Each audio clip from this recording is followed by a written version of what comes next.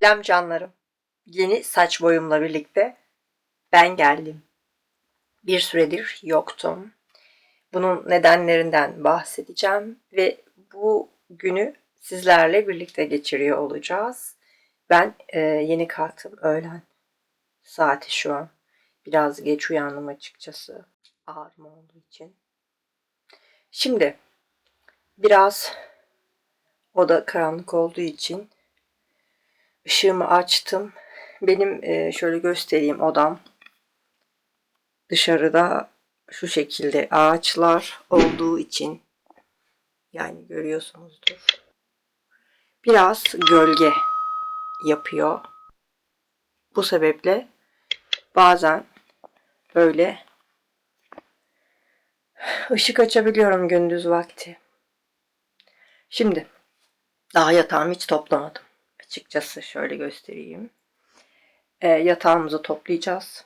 Mutfağa gideceğiz. Kahvaltı yapacağız. Annemle babam yok.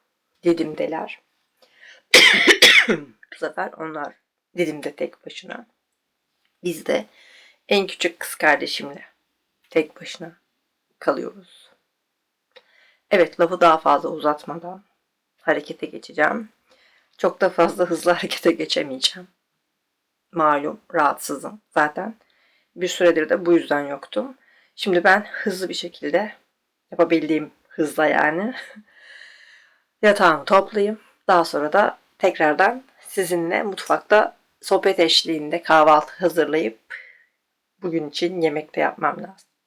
Hadi oyalanmadan başlayalım.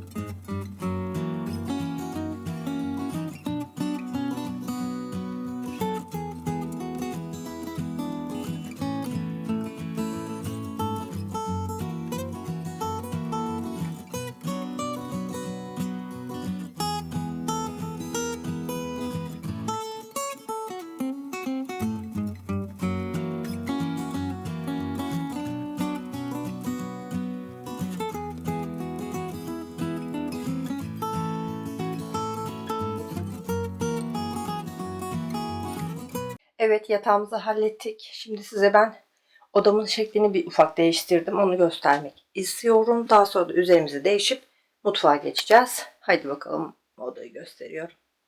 Kitaplığım yine şöyle görmüş olduğunuz gibi her zamanki olduğu yerde. Bir fark var arkadaşlar.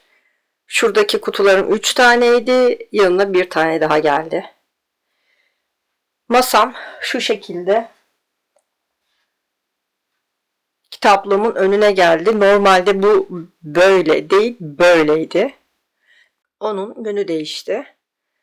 Raflarım sabit. Şu yazı tahtasını oradan aslında çıkartmak istiyorum.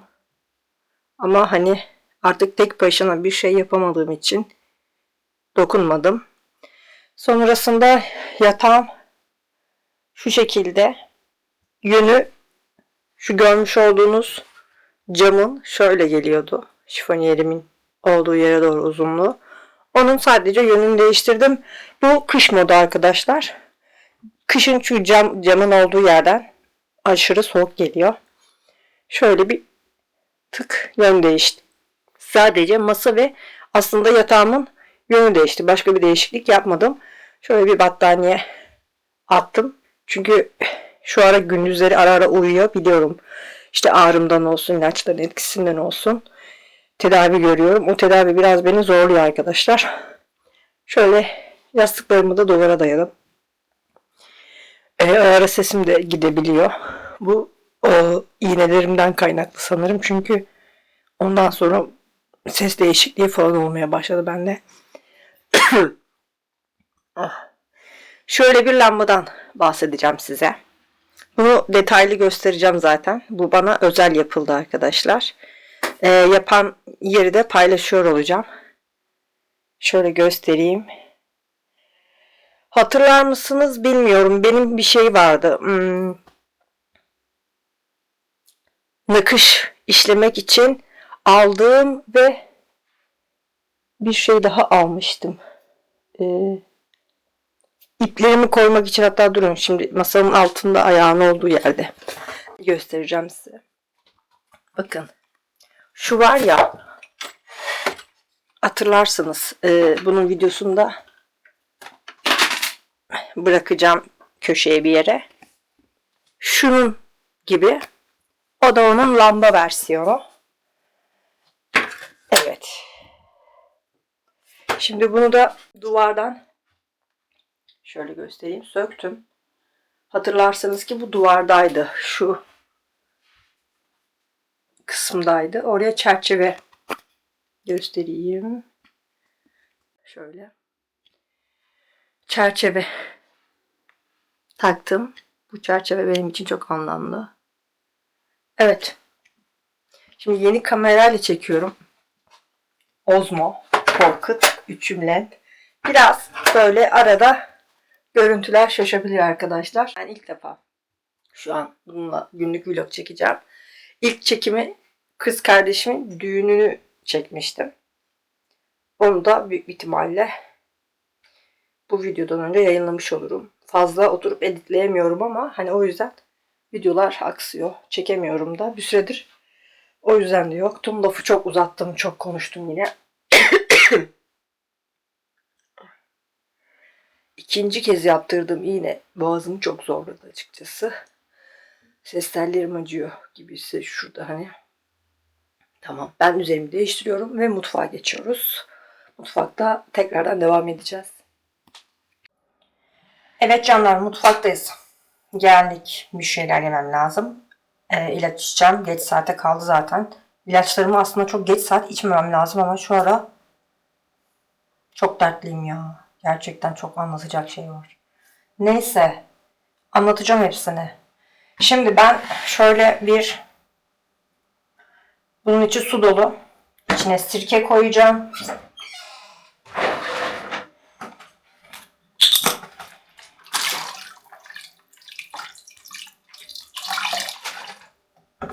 Annemler gitmeden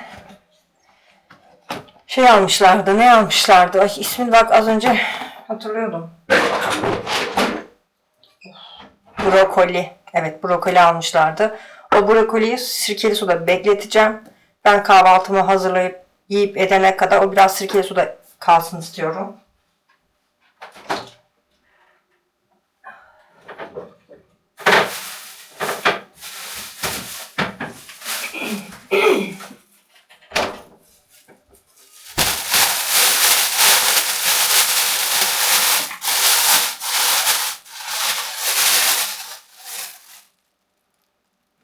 Brokolimiz hala yaşıyor. Bu güzel haber.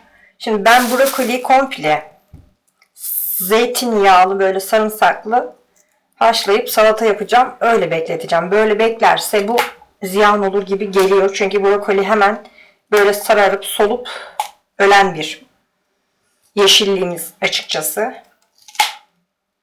Şöyle atacağım. Bunları bayağı da sağlam koparamıyorum.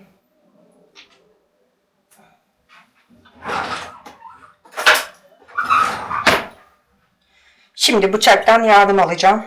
Şöyle. Şimdi konumuza gelelim. Anlatacaklarımı anlatayım size. Ben bir süredir yokum. Bunun sebebi arkadaşlar, zaten beni takip edip izleyenler biliyordur. Ben boyundan dolayı yani bir problem ve sıkıntı yaşıyorum. İlk gittiğim doktor bana boyun fıtığı dedi. Boyun fıtığı için hani bir fizik tedaviye yönlendirdi. Fizik tedavi bulup hani gidene kadar ben bizim sitemizde sauna, hamam ve havuz olduğu için, havuzun da iyi geldiğini, hani yüzmenin daha doğrusu iyi geldiğini söylediği için ben de havuza gittim. Yani saunaya gittim. İyi geldi gerçekten, hani bayağı hani aslında iyi hissediyordum kendimi. Ama dedim ki hani şimdi bir fiziğe de gideyim, görüneyim. Daha sonrasında tekrar başıma dert olmasın bu rahatsızlık. İlk doktorum bana boyun fıtığı dedi. Pardon, boyun fıtığı demedi. İlk doktorum bana boyun düzleşmesi dedi. Ben fıtık olmaktan korkuyordum açıkçası. Yani hani kimse bence boyun fıtığı olmak istemez. Neyse. Boyun düzleşmesi deyince ben rahatladım. Yani bir fizik tedaviyle falan hani toparlarsın dedi. Okey dedim, tamam. Biliyorsunuz onunla alakalı da zaten bir video çekmiştim. Onu da koyarım. Fizik tedaviye gittim daha sonrasında. O da iyi geldi. Kendimi hatta çok iyi hissediyordum. Hareketlerim çok iyiydi falan. Dedim ki yani bu kadar çabuk atlattım. Yani bu kadar çabuk atlattım dediğimde açıkçası zaten ben 2 senedir bunu çekiyordum. Yani 1,5-2 senedir çekiyordum bunu. Dedim sonunda rahatlayacağım. Çok güzel. Sonrasında işte fizik tedaviye gittik. Fizik tedaviden geldik. Yazın işte biz Didim'e gidecektik. Bu sene Didim'e çok fazla kalmadık. İşte biliyorsunuz kız kardeşim evlendi, ortanca. Onun işte kınasıydı, düğünüydü falan derken bizimkiler geri döndü. Didim'e gitmiştik. Ben orada kaldım. Hatta tek başına kaldığım bir vlog çekmiştim. Orada kalmamın en büyük sebeplerinden biri de burada da hani havuz evet var. Gidiyorsun ediyorsun ama orada en azından hani istediğin her an her saat gidip havuza yüzebiliyordum. Daha sık yüzebileceğim için de hani dedim daha çabuk toparlarım. Bu sebepten ben dönmedim. Bizimkiler döndü. O da iyi geldi. Gerçekten dedim evet hani demek ki bu şekilde ilerlediğim takdirde bir an önce ben toparlayacağım. Kendime geleceğim. Sonrasında işte düğüne yakın bir döndüm ben. Kız kardeşimin düğünüydü, derneğiydi derken o süreçte yine bir tekrar benim ağrılarım arttı. Kötü oldum. Hatta en son videom benim kınayı saymıyorum. Kına videosunu yükledim. Didim'deki işte tek başına kalmış olduğum sizinle birlikte vlog çektiğim içerikti.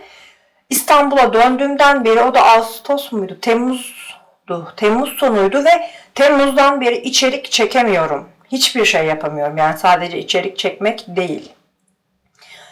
Kolumu kaldıramıyorum. Bir şey kaldıramıyorum. Bardak dahi abartmıyorum. Gerçekten bardak dahi tutamıyordum ben. O kadar kötüydüm. Yani çok sinirlerim bozuktu. Aşırı derecede motivasyonum modum yoktu. Zor bir süreçti. Ağır bir süreçti benim için açıkçası. Ya bir şey yapamamak ayrı zor. İnsanlara muhtaç olmak, onlarla yani bir şey istemek zaten ben de hani biraz insanlardan bir şey istemek benim için zaten güç, zor. Neyse. Sonrasında işte düğündür, dernektir dedik. Hani o süreçte yine doktor araştırıyorum tabii ben. Yani hani işte nedir ne değildir. Nasıl bir doktor var. Yani artık dedim ki en kötü ameliyat olacağım. Ki hiç istemediğim, sevmediğim bir şeydir. Yani bıçak altına kolay kolay ben yatmam açıkçası arkadaşlar. Şuna biraz daha su koysam ya. Dışarıda kaldı gibiler. Neyse. Şöyle göstereyim de. Şöyle. Bunlar böyle bekleyecek. Ve ben kahvaltımı hazırlayacağım. Konuma dönüyorum. Doktor falan araştırdım. Nükleoplasti falan varmış. Bu işte iğneyle giriyorlarmış. Oradaki fıtığı küçültüyorlarmış. Çünkü benim ikinci gittiğim doktor açıkçası fizyoterapi gibi bir doktordu. Ona gittim. O da dedi ki boynunda senin fıtık var. Bunu nasıl görmediler? Her doktor ayrı bir şey söylüyor. Yani bir canım sıkıldı açıkçası. Sıkılmadı değil. Sonrasında da şöyle bir şey oldu.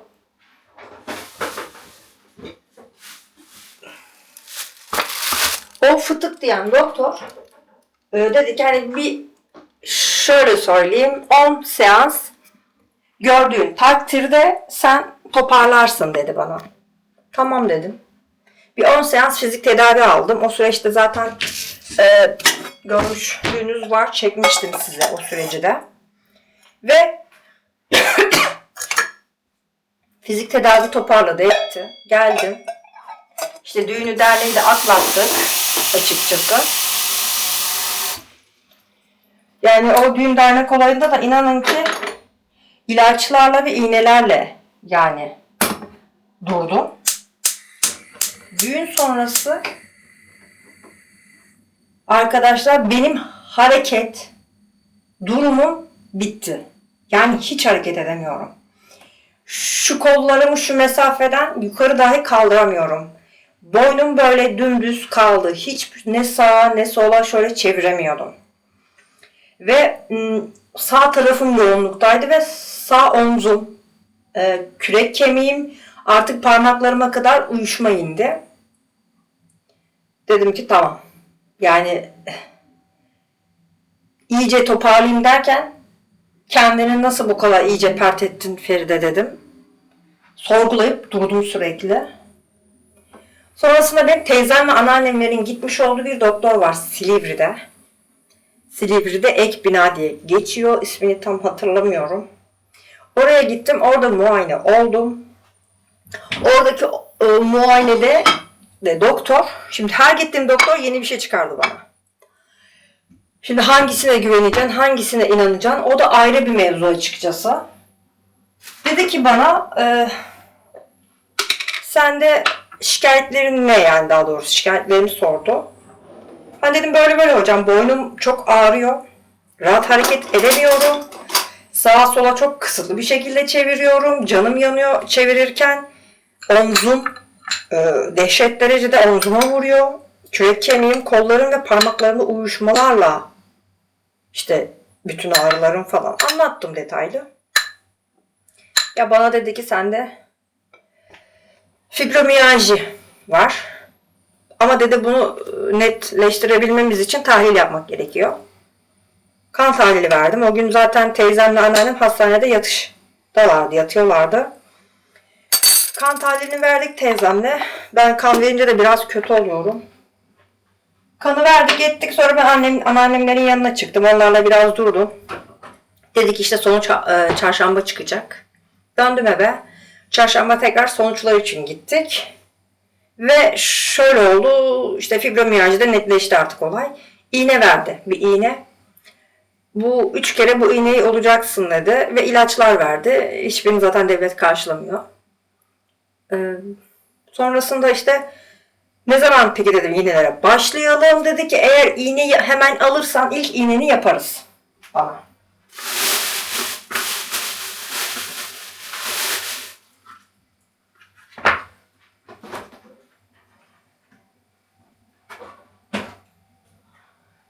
Bizimkiler alışveriş yapıp gitmişler. Ben çok bir şey yapamadığım için yanlış yani peyniri almışım. İlkini öbürü açılmamış daha doğrusu da.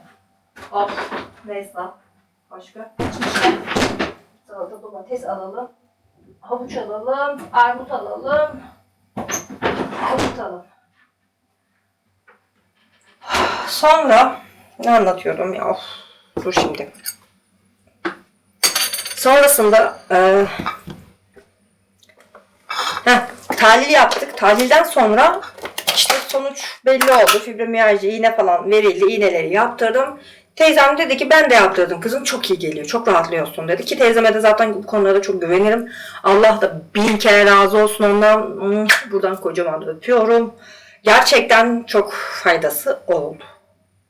Ama ben iğne konusunda arkadaşlar benim iğne fobim var. Aşırı derecede korkuyorum. Ve teyzemin bana söylediği şey sadece hani dedi boynundan iğne yapacaklar. Bu kadar dedi bana. Ben de yani sağlığım için yani bu acıyı çekmektense iğne fobin de olsa Feride dedim bunu çekeceksin yani yapacak bir şey yok. Eğer iyi böyle iyileşeceksen bu sana çözüm olacaksa bunca zaman yani 3 sene oldu artık. Bu eziyeti çekmektense yani nedir ki? Ayıl bayıl gerekiyorsa ama bu iğneyi ol dedim. Kendimi böyle teselli ettim açıkçası. İğneyi oldum. Arkadaşlar keşke, yani hiç aklıma gelmedi çekmek. Ki zaten çekmek de yasakmış. İlk iğnede hani çok aklıma gelmedi ama ikinci iğnede kuzenimle gittik. Biraz çektik, yasakmış. Bizi uyardılar. Onu da koyarım. Bugün soğuk uyguluyorsun. 3 gün sonra yine hareketlerine devam ediyorsun. Bir sonraki randevuna kadar düzenli egzersizlerini yapıyorsun.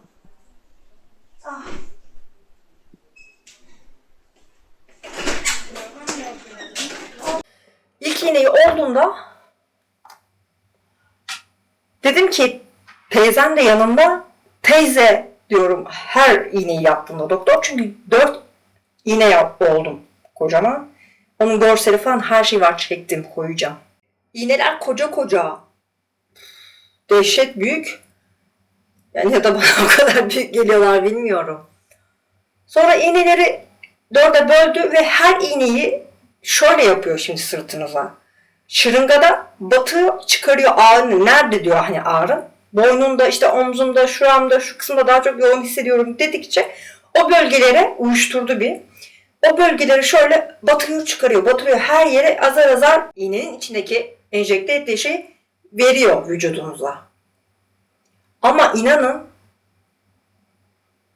böyle bir şey yok. Ben kan verirken ayılıyordum, bayılıyordum. İşte aşı olurken, işte yok bir şey yaparken falan. Abi onlar hiçbir şeymiş. Gerçekten hiçbir şeymiş ve böyle bir acı yok. Böyle bir acı yok, dedim ki öleceğim. Nefes alamıyorum. Nefes almama dahi izin vermeden hızlı bir şekilde saplıyor, çekiyor, saplıyor, çekiyor. Yani çok kötüydü. Çok kötüydü. Yani bilmiyorum. Ağlayacaktım. Ağlayamadım. Teyzem, ne o Feride? Ağlayacak mısın yoksa deyince bir gözyaşım pıt burada durdu.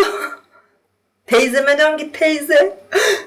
Ya çünkü saplıyor iğneyi, ben böyle teyze, teyze falan bu moddayım.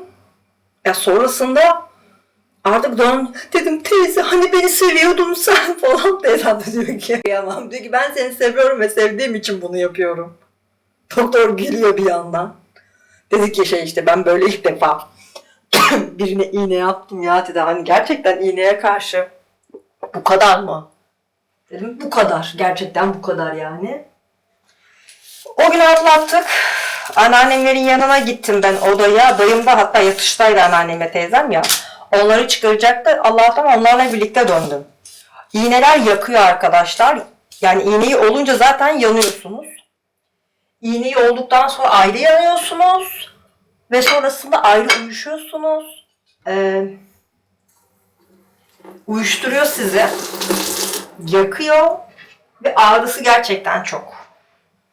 Ve ikinci olduğum iğnede de kuzenimle gittik. O da muayene olacaktı. Onunla birlikte gittiğimizde de yine oldum iğneyi falan ama böyle şey ya, hani dayanamadım artık, doktora şey diyecektim iğneyi son. Omzum düştü artık ya, düştü yani, şu sağ omzum düştü. Hissetmiyorum.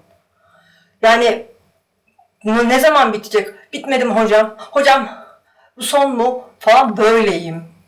Dedim ki hani ikincide daha tamam, ilkine nazaran daha hani dirayetli durmaya çalıştım, alıştım. Çünkü ilkinde mesela ben, teyzemin bana dediği şeydi, bir tane iğne yapacak sadece boynundan. Demedi ki bana 4 tane iğneyi sana 30 kere saplayıp çıkaracak. Onda hazırlıksızdım ve şok olmuştum. Onun o şoku, o şeyiyle. İkincide gene bir nebze biraz daha hani ne olacağını bildiğim için süreci, yani şöyle söyleyeyim, bir tık daha, o kadar değil ama durabildim. Ama yani yine artık doktor dedim, hocam bitti mi? Ne kadar kaldı? Bu son mu? İşte bilmem ne falan, bu moddaydım. Sonrasında o iğneleri olduktan sonra sizi bandajlıyorlar arkadaşlar. Bir gün ya da 2 gün böyle hani bandajla duruyorsunuz. Göstereyim, hatta şu an sırtım bandajlı benim. Şöyle. Yani görebiliyor musunuz? Bilmiyorum. Şu şekilde. Şöyle bandajlıyorlar.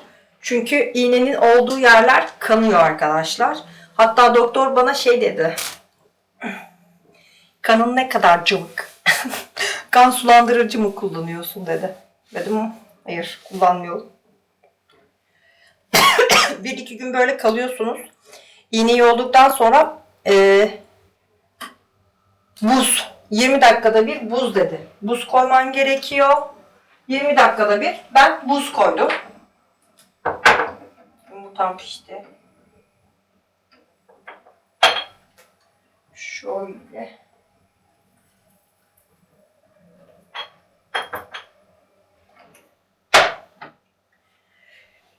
Sonra o buzları koyduktan sonra biraz yanma hissi geçiyor. Sızısı geçiyor. Ve zaten ben her iğne olduktan sonra eve geldiğimde küp gibi uyudum. Halsizletiyor zaten sizi. Biraz şey de yapıyor, uyuşturuyor da. Daha sonrasında benim de şansıma hep zaten yoğun olduğum dönemlere denk geldi şu iğne olayım. Hani böyle yatıp dinlenmeniz gerekiyor ama benim o yatıp dinlenme fırsatım açıkçası olmadı. Beni çok aşırı zorladı. Ama şu an iyiyim. Yani maşallah diyelim, ne olur nazar etmeyelim. Herkes sana ne oldu, sen niye böyle oldun, sen çok nazara geliyorsun falan diyorlar. Artık inanıyorum. Gerçekten inanıyorum ben, çünkü yani toparlayamadım ya kendimi bir süredir. Gerçekten kendimi bir süredir toparlayamadım yani. Of. Böyle. Bu yüzden yokum. Mesela bana geldi, yorum geldi. Katıldık ama siz yoksunuz. Evet. Yani olmadı, gerçekten moralim zaten bozuluyor. Olmadı, o katılı da kaldıracağım yani en kötü. Çünkü artık her seferinde evet katıla yoğunlaşacağım, şunu yapacağım, bunu yapacağım dediğimde benim başıma bir şey geliyor. Ve bir şey oluyor. Bu çok can sıkıcı bir şey. Acayip derecede böyle moralim, zaten rahatsızlığımdan dolayı böyle hani canım sıkılıyor. Bir şey yapamıyorum, edemiyorum. Bu sefer size söylediğim şeyleri de gerçekleştiremediğimde ekstra canım sıkılıyor. Ama yapacağım. Ya kafaya yani koyduysam arkadaşlar, zaten beni tanıyanlar, bilenler bilir, ben bir şeyi kafaya koyduysam yaparım. Özellikle şu 23 kiloyu verdiğimde mesela, ya ben hani çok aşırı derecede zorlanacağımı ve ya ben kendimi motive edemiyorum. Hani ağlıyorum, zırlıyorum. O 23 kiloyu verirken gerçekten zorlandım. Ama o 23 kiloyu verdim arkadaşlar. Şu an beni alkışladığınızı biliyorum. Ve teşekkür ediyorum. Sonra dedim ki ben bunun da üstesinden gelirim. Bu arada kameranın açısı falan ara ara böyle bakıyorum. Ama hani yeni kameram, ilk defa çektiğim için biraz görüntülerde kaymalar da olabilir. Nasıl çektiğimde şu an ekrandan anladığım kadarıyla iyi gibi ama öyleli. Ve görmüş olduğunuz üzere saç boyum kısaldı. Aslında ben kısa saç insanıyım arkadaşlar. Yani erkek tipi, hatta öyle söyleyebilirim. Size bir iki fotoğrafımı da koyarım, yine görürsünüz. Yani ben kısa saçı daha çok yakıştırıyorum kendime. Küttür, bunun daha kısasıdır, erkek tipidir falan. Ben bunları daha çok yakıştırıyorum açıkçası kendime ama bir heves ettik, uzattık. Aslında hani kısa saça dönmek için de kesmedim saçımı. Şöyle bir şey oldu. Saçlarım, kız kardeşimin zaten aslında ben bir işlem yapmıştım daha öncesinde. Benim saçlarım uzun süredir yanık ve yıpranıktı. Karbonat arkadaşlar. Karbonatla saçımı komple açtım. Güzel açtı, mükemmel açtı rengini.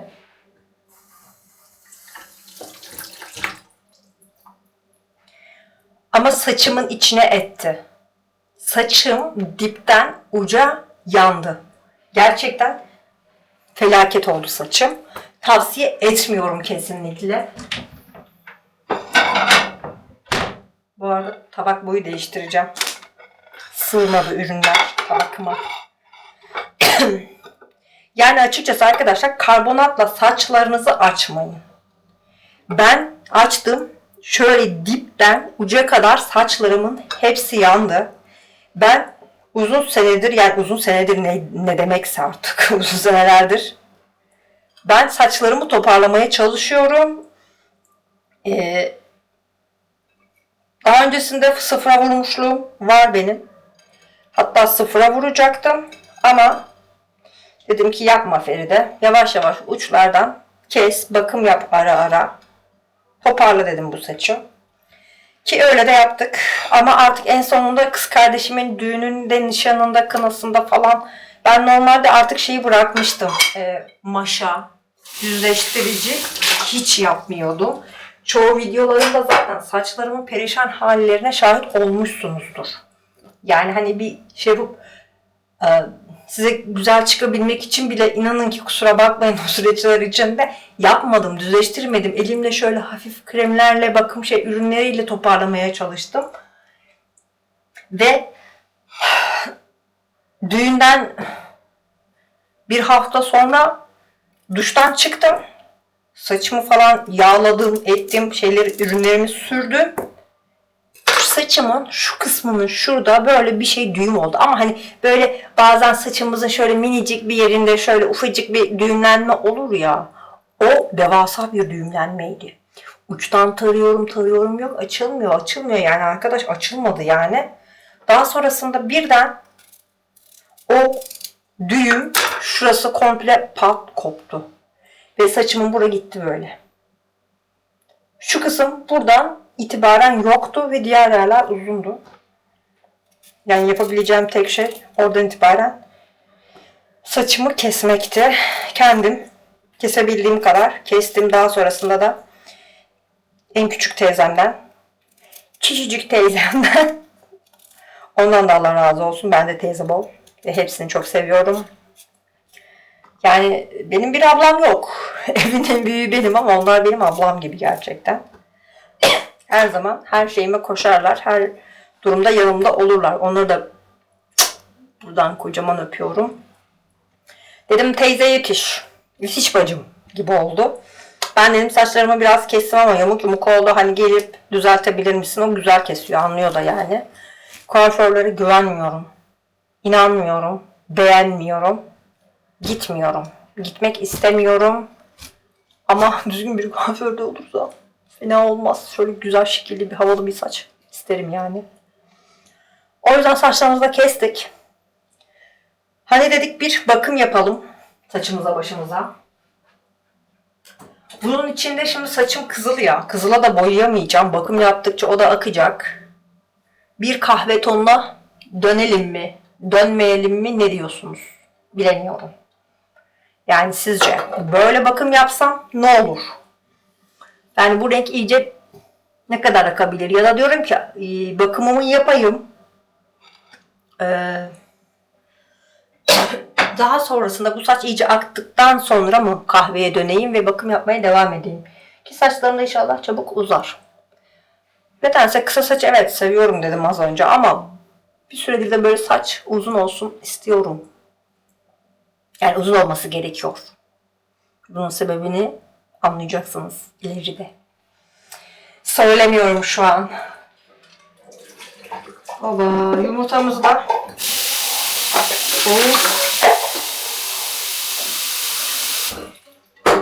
suyuna koyduk. O da bir soğusun. Sonra kahvaltımızı edeceğiz. Akşama yemek yapmam lazım. Kız kardeşim okulda en küçüğüm. O gelecek. Ben hızlı bir şekilde kahvaltı yapacağım arkadaşlar. İlacım geç saate kalmasın iyice. Öyleli. Ne diyorsunuz? Yani saçımı kahveye boyayayım mı? Bana bir fikir verin ya. Gerçekten. İlk etapta boyamak istemiyorum. Hani bir iki daha böyle aslında başladım bakımlara. Yeni kendime gelebildiğim için. Hani bakım yapıyorum. Yaptığım bakım ürünlerini de bahsederim, anlatırım. Bir iki yaptım. Gerçekten çok iyi geldi ama mesela şöyle söyleyeyim. Şöyle 2 parmak kadar falan gene bir gitmesi gerekiyor saçın.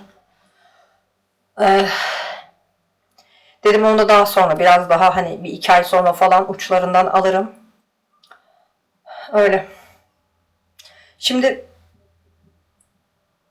bir iki kafama takılan bir mesele de var. Niye ayakta duruyorsan? Şöyle otur. Ama ters ışığa kalacaksınız diye bakıyorum. Bakayım. Şöyle iyi mi? Bence iyi gibi. İyi, evet.